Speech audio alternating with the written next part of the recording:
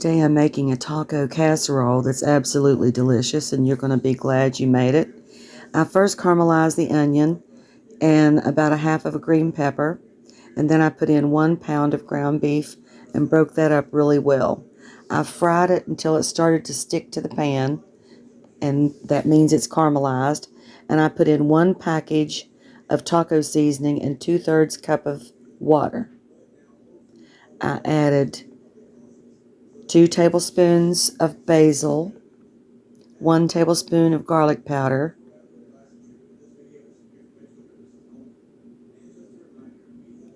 2 tablespoons of cumin, salt and pepper, and I cooked this down until the water almost all evaporated. Not quite all of it, but almost all of it. You want it to still be a little bit moist because you want to be able to eat that in your casserole. Now, I'm making some dirty rice. Now, I left about 1/2 or more, a cup or more of the taco mixture in the pan, and I added about 1/4 cup or 1/3 a cup of oil.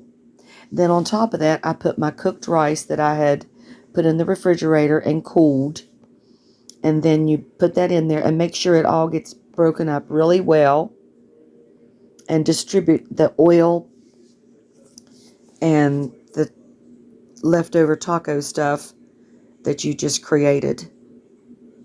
Now, I put in basil, 2 tablespoons, garlic powder, 2 tablespoons, salt, pepper, onion powder, about a tablespoon, and 2 tablespoons of cumin. Now, I'm just going to distribute this really well and make sure that there's no lumps left in the rice. And then I'm going to fry it as if I was making stir fry. And you fry it until it starts to stick to the pan. When you can't scrape it off with the spatula anymore, it's done. Then I'm going to put about 2 inches of rice in the bottom of my pan.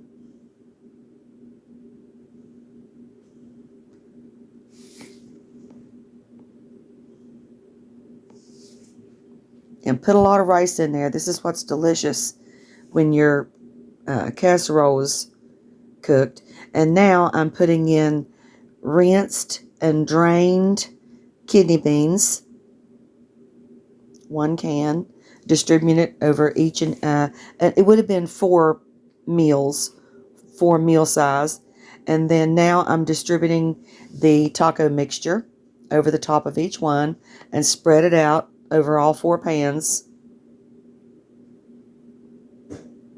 Just get a generous layer and separate it, divide it through all 4 pans. And now I have a large can of diced tomatoes, and I'm going to put those with the juice and all. I'm going to distribute those over each one of the pans, making an even layer with the juices and all. Make sure you put juices on each one. I left the juices in the bottom until the end, and then I could pour them evenly over each pan because the juice soaks down in there. Oh, it's delicious. You're going to love this. The whole family will. And then I put on green peppers and onion.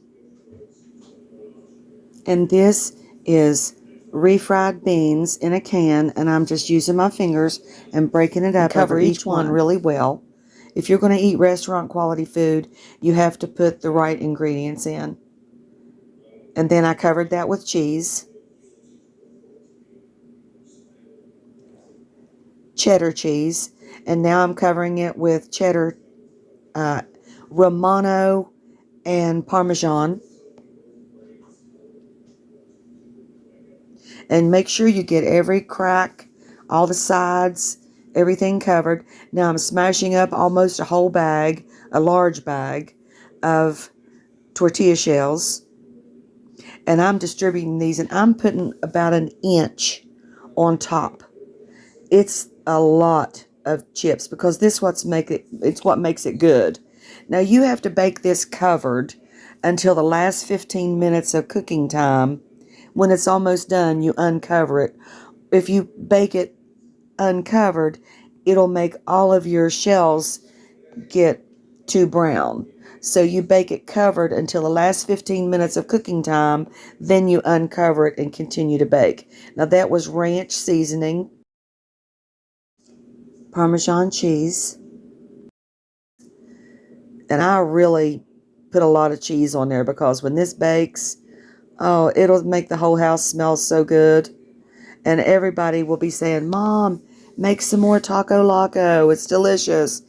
Just enjoy, and please pass this on to a friend.